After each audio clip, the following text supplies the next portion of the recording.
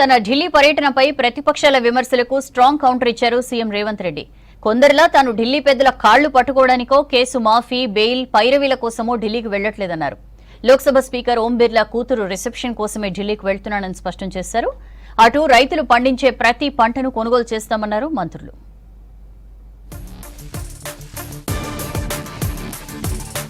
Adani group నుంచి ఒక్క రూపాయి కూడా ప్రభుత్వానికి రాలేదన్నారు సీఎం రేవంత్ రెడ్డి. స్కిల్ వర్సిటీకి చాలా సంస్థలు విరాళాలు ఇచ్చేందుకు ముందుకొచ్చాయని, అదానీ గ్రూప్ సోషల్ రెస్పాన్సిబిలిటీ కింద 100 కోట్లు ఇస్తామని చెప్పినా తీసుకోలేదన్నారు. వివాదాలు, ఆరోపణలతో అదానీ విరాళం మాకొద్దని ప్రభుత్వం లేఖ రాసిందన్నారు. అదానీ వ్యవహారాన్ని మొదటి నుంచి రాహుల్ ప్రశ్నిస్తూనే ఉన్నారని చెప్పారు సీఎం రేవంత్. మా మంత్రివర్గ సహచరులకు నాకు ఎలాంటి సుతారము ఇష్టం లేదు.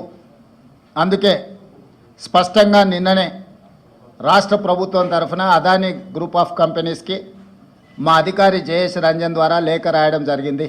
అందుకే తెలంగాణ రాష్ట్ర ప్రభుత్వము అదానీ సంస్థ నుంచి 100 కోట్ల రూపాయలను స్వీకరించకూడదు.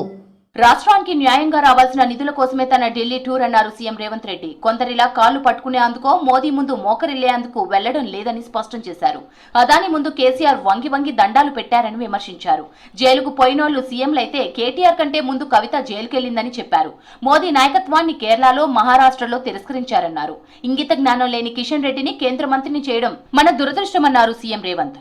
ఎప్పుడెప్పుడు జైలు పోదామా, జైల్లో పోయి ఉందామా అని ఆయన ఏమనుకుంటున్నట్టు నిన్న పేపర్లో చూసిన జైలుకు పోయిన వాళ్ళు అందరూ అయిందనా ఆ లెక్కన ముందుగాల వాళ్ళ చెల్లెలు పోయింది. మరి బీజేపీని పార్లమెంటులో, నాందేడ్ పార్లమెంట్లో ఎక్కడైతే ఉత్తమ్ కుమార్ రెడ్డి గారు ఇన్ఛార్జిగా వ్యవహరించారో ఆ సీటు కాంగ్రెస్ పార్టీ గెలిచింది.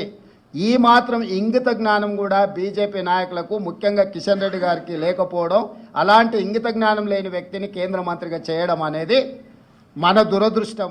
ఇచ్చిన హామీ ప్రకారం సన్నాలకు 500 బోనస్ ఇస్తున్నట్లు చెప్పారు మంత్రి పొన్నం ప్రభాకర్. కరీంనగర్ జిల్లా తాడికల్లో ధాన్యం కొనుగోలు కేంద్రాలను మంత్రి పరిశీలించారు.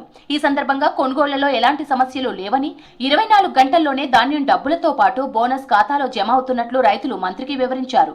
వడ్ల కొనుగోలు కేంద్రాలపై ప్రతిపక్షాలు కావాలనే రాజకీయ డ్రామాలు చేశాయని విమర్శించారు మంత్రి పొన్నం. ప్రభుత్వం దృష్టికి తీసుకొస్తే ఒక రైతు బిడ్డగా, ఒక పాత మార్కెట్ చైర్మన్ గా గౌరవ ముఖ్యమంత్రి గారి దృష్టికి తీసుకెళ్లి వాటిని పరిష్కారం చేసే బాధ్యత నాదే అని మరొకటి సందర్భంగా మనం ఇస్తాం. రైతు బిడ్డను, రైతులకు సంబంధించిన అంశాల గురించి పూర్తి అవగాహన ఉంది.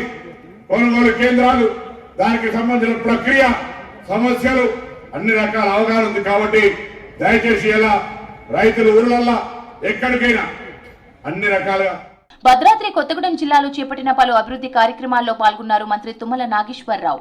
కొత్తగూడెం టౌన్ లో 1.5 కోటి రూపాయల ప్రభుత్వ నిధులతో నిర్మించిన లైబ్రరీ బిల్డింగ్ ను మంత్రి తుమ్మల నాగేశ్వరరావు ప్రారంభించారు. అధునాతన సౌకర్యాలతో సొంత భవనంలో గ్రంథాలయాన్ని ఏర్పాటు చేశారు. కార్యక్రమంలో ఎమ్మెల్యే కూనంనేని సాంబశివరావుతో పాటు స్టేట్ గ్రంథాలయ సంస్థ చైర్మన్ రియాజ్ పాల్గొన్నారు.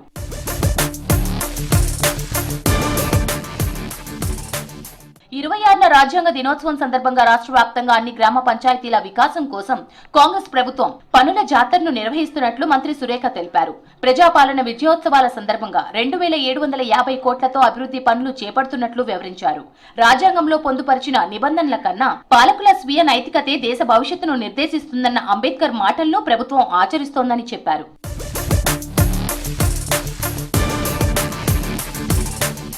ఢిల్లీకి వెళ్లారు సీఎం రేవంత్ రెడ్డి. లోక్సభ స్పీకర్ ఓం బిర్లా కూతురు రిసెప్షన్ కు హాజరు కానున్నారు. రేపు మధ్యాహ్నం కాంగ్రెస్ రాష్ట్ర ఎంపీలతో సమావేశం కానున్నారు. రాష్ట్రానికి సంబంధించి పెండింగ్ అంశాలపై ఎంపీలకు దిశానిర్దేశం చేయనున్నారు రేవంత్. తర్వాత అందుబాటులో ఉన్న కేంద్ర మంత్రులను కలవనున్నారు. రాష్ట్రానికి న్యాయంగా రావాల్సిన నిధులపై చర్చించనున్నారు. తర్వాత ఏఐసీసీ పెద్దలతోనూ భేటీ కానున్నారు.